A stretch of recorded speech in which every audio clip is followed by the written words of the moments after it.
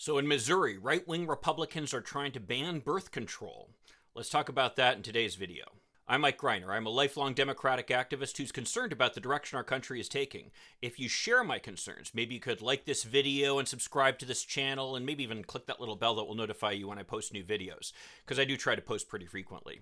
So in a little noticed item in the news today, and actually I have Claire McCaskill's tweet to thank for bringing my attention to it, legislators in the state of Missouri are actually considering legislation that would ban birth control. And this just shows exactly what we've been saying for years, which is that the efforts to ban abortion are about more than just banning abortion. That this is just one step in a line that will lead to ultimately banning birth control and really making women little more than vessels who are able to stay at home and bear children.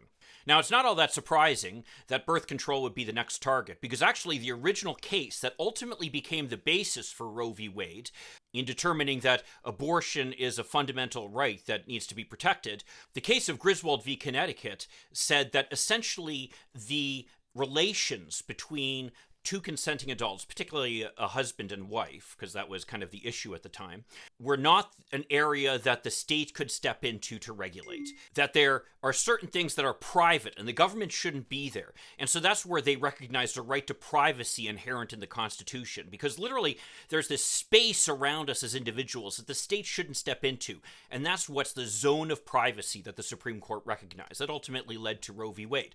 Well, Griswold v. Connecticut, obviously, again, said that birth control was something that was protected. And ultimately that led to, as we go down certain steps, things like abortion being recognized as a fundamental right, and ultimately the right for people, whatever their sexual orientation, to marry.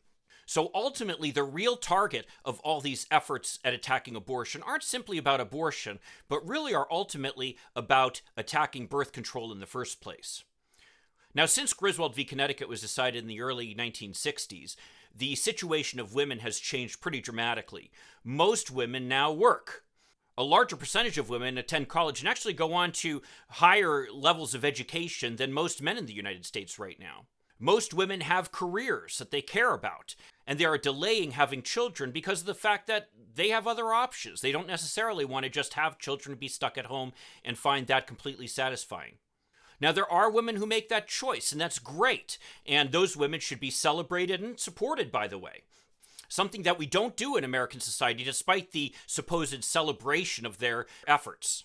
But the point is that all women need to have choices available to them. They need to be able to decide, do I want to stay home and have children? Do I want to focus on my marriage and family? Or do I want to focus on a career and my education? Or do I want to do both? Because a lot of women are able to balance both. And that's the goal of the feminist movement, which is to allow all women, no matter what their preferences are, to be able to make decisions about what they want to do. The right-wing Republican conservatives' goal appears to be to close out those options to women so that literally they don't have choices. Now, much of the attention over the past couple of years has been upon the racism that is central to the Republican message. There has also been a lot of attention on the attacks on the LGBTQIA community. Things like the attacks on transgender students and their ability to participate in sports. But in all of this, we seem to be forgetting that a central message of Trump and his Republican cronies has been the attack on women. How can we forget the pussy-grabbing statement? I mean, this is the original misogynist there, and that's part of why white men loved him. In fact, I would argue that his misogyny is also part of the reason that he was able to make inroads into groups like, say, Hispanics, who many people find it hard to believe supported him, given the way that he demonized them and demonized immigration. But unfortunately, the image that seems to exist that the conservatives are trying to recreate is the image of America in the 1950s, which included basically white men at the top of the pyramid and everybody else below, including women who had no options, including people of color who were severely limited in their options, and including immigrants who really were ignored, and including the LGBTQIA who really were told, stay in the closet, we don't want to see you. Ironically, one of the things that's not included in their vision of America is the higher union membership that existed in the 1950s. In the 1950s, almost a third of American workers belonged to unions.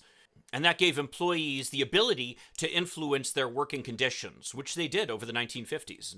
So the conservatives appear to have this clear image of what they're trying to take us back to. And the question I have for everybody is that what Americans really want? Do we really want to go back to an era where large groups were ignored or told to stay in the closet, and where more than half the population was told you don't have any options?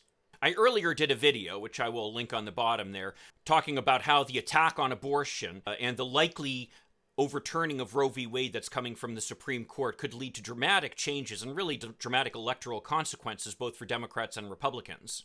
But we need to remember that that's just the start. There are very few women in America who don't or haven't taken advantage of birth control in some way, shape, or form.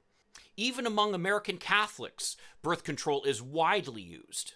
In the current society where we're living, where everybody has sorted themselves into various silos, it's easy to ignore certain groups that you don't have regular contact with. They may be people of color, they might be members of the LGBTQIA community, but women, well, that's a whole different story here.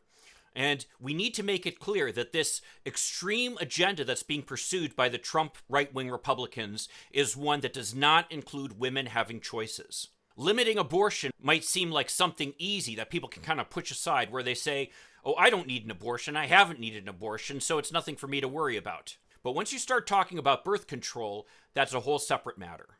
I remember how many times I raised the alarm over the extreme direction that the Republican Party was taking. And people told me that, I was too radical and I was really going off the deep end. But here we have in Missouri an actual bill being debated right now, being pushed, that would ban birth control here in the United States. It's critical for us as progressives to be able to spread this message of the extreme agenda that's being pushed by Republicans right now. I'd be willing to wager that if people across the country see the type of issues that are being pushed by Republicans right now, that would certainly change their tolerance for them. People love to cheer for Trump when he's attacking immigrants or people of color, because guess what? We're not immigrants or people of color, they say to themselves. But it's a whole different story when it's women fundamentally who are being attacked. And we need to make it clear that that's what's at stake in American politics right now. So if you agree with me or disagree with me, I'd love to see your comments. I'll see you in the next video. In the meantime, let's hope for continued progress. Thank you.